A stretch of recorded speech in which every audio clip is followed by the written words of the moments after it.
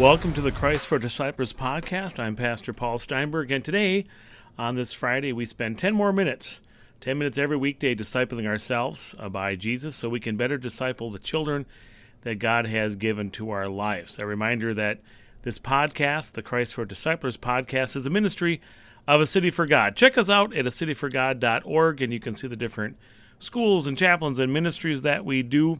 We're happy to share, happy to hear from you. Send me any message anytime on if you have any questions, anything you want to say, any ideas to pastorsteinberg@gmail.com, PastorSteinberg. We're on the account of David and Goliath from 1 Samuel 17 and wrapping that up today. What's the biggest underdog that you know of? The biggest underdog in history that you ever heard? You know, where somebody wasn't supposed to win, but then they did win. They were victorious. When I thought of that, I thought of the 1980 USA hockey team. It's been a movie. It's been a big deal. The Soviets were supposed to win, and then USA hockey won. But I think maybe that's an American perspective. Cause, we're on this side of the USA, so it's a big deal to us. And at the time, we all thought that Russia was the big evil empire, and so it was a big deal. There's been recent games, everything from just Texas beating Alabama in college football. That's an underdog winning, but I don't know if it surprised me. Last year, at the end of the season in the NFL, Detroit beating the Packers. But I actually Googled this, and one I had never heard of was Leicester City. Leicester City winning the Premier League in 2015-16. They had 5,000 to 1 odds to win, and they won it for their first title ever. That means if you were a betting person and you bet $10, you would have won $50,000 when they won. I don't know if that's statistically or data-wise the biggest underdog ever. I wonder how many put money on that. Probably not somebody on the outside, but maybe somebody who was just a Leicester City fan, right? You tend to find that people will put money where their heart is, not logical. And maybe someone said, you just threw $100 away, but then they won $500,000 because their heart was there. Now, when you bet on an underdog, you hope that they win, but you don't know it. That's why Vegas gives odds. In the account of David and Goliath, David, we don't hear, exactly if the Lord said anything special to him, but he knew it. He promised it. He declared it. He gave testimony and witness to everyone that the Lord, He really is God. The Lord, He really is going to save me. The Lord is going to hand you over because you've been defying, you Philistines, uncircumcised Philistines, you've been defying the Lord, and this is His people. This is a promise God gave. David guaranteed it, and he seemed to know it. It wasn't an underdog in his mind. It was a certain thing. But on the outside, it looked like way too much of an underdog. Nobody at Vegas would have given odds. Nobody in their right mind would have put money on David, a little unarmed, just a bunch of stones and a sling boy, and this battle-hardened warrior, 9 foot tall, Goliath. But there they were.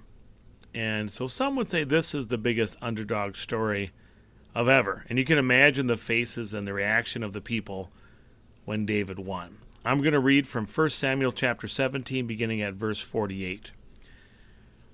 When the Philistine arose and came and drew near to meet David, David ran quickly toward the battle line to meet the Philistine.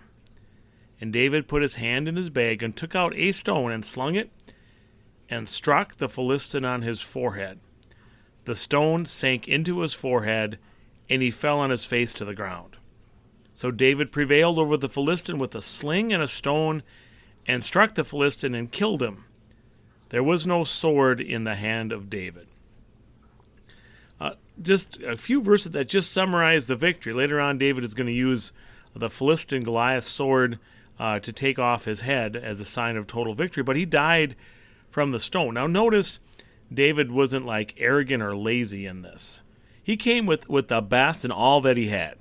Right, he couldn't wear Saul's armor. He couldn't use his stone, but he had a sling and a stone. That's the best he had, and he didn't just pick up one stone. He didn't need more than one, but he actually had 5 in his bag, and he did the best that he could. He trusted in the Lord, and he did his best.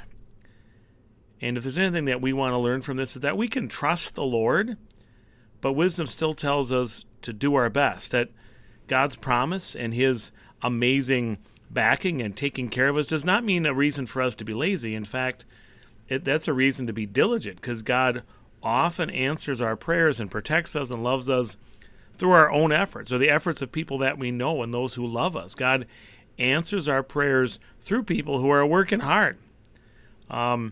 It's not true that God helps those who help themselves, but when you know that God is helping you, you still help yourself. You still do everything you can.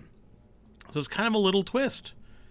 Our confidence is not meant to be cockiness. Our confidence is not meant for us to look down.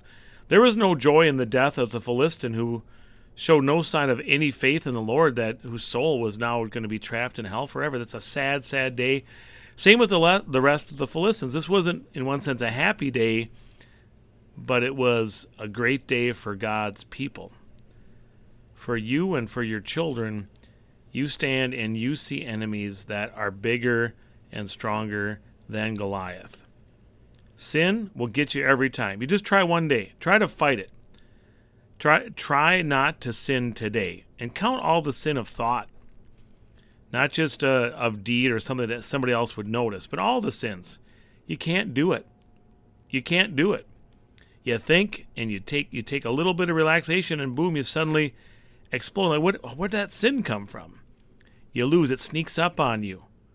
No one's going to give you odds that you can not sin for a day, because everyone knows that you do. Death? Can't get any Vegas odds on escaping death. You can get life insurance odds that you won't die this year, but you can't get odds that you will never die. You can't. It's 100%. 100% of all people have died. 100%. I guess I should take that back. Exceptions were Elijah. Exceptions, were people like taken up in a whirlwind, or Enoch, he trod with the Lord. But that your life would end, that's 100% going to always happen, or Jesus is going to come back and your life will end. No odds are given. If you fight against Satan, he's bigger and stronger. He's an evil spirit. He's a demon. He's bigger and better and stronger. You lose 100% of the time. You are not just an underdog, you're an impossibility that you can win. And your kids have the same enemies. But God wins. And through faith, we are connected with God's victory. Just like David won through his faith, not his actions. It wasn't his fighting that was so strong. His actions, his grabbing the sling and throwing the stone, well, that was just evidence of his faith. His confidence. You could see that he trusted the Lord was going to defeat Goliath, but who knows how it would have happened. Maybe he'd have missed with the first stone and had to hit him with the fifth, or maybe he'd have missed with all 5, and then the guy would have tripped and fell, or just had a heart attack or a cardiac arrest. We don't know. But we know that David knew that Goliath was going to lose, and his faith showed it in his actions. He was the opposite of Adam and Eve, who first stated that they didn't trust in the Lord, and then their actions showed their sin and their lack of being with their heavenly Father. David did the opposite, as that king that points us to Jesus. Jesus looked like the biggest underdog ever, just a little Jewish guy against the Roman Empire, and then also against the Sanhedrin, and all of his disciples fled from him. Nobody was on his side. You could have put a big L on the top of his forehead. He looked like a big loser, but then he rose from the dead and showed himself to be the biggest victor ever over Satan, sin, and death, who all three thought, if you personify them, all three thought they had won the victory, but they didn't. A surprise ending. And you and I are big underdogs because as God's children, we're still sinful. But it's not luck, it's choice that God has made us victories in Jesus. God didn't gamble on you, he paid for you. Thanks for taking 600 seconds so Christ doesn't take second in your life or the life of your kids.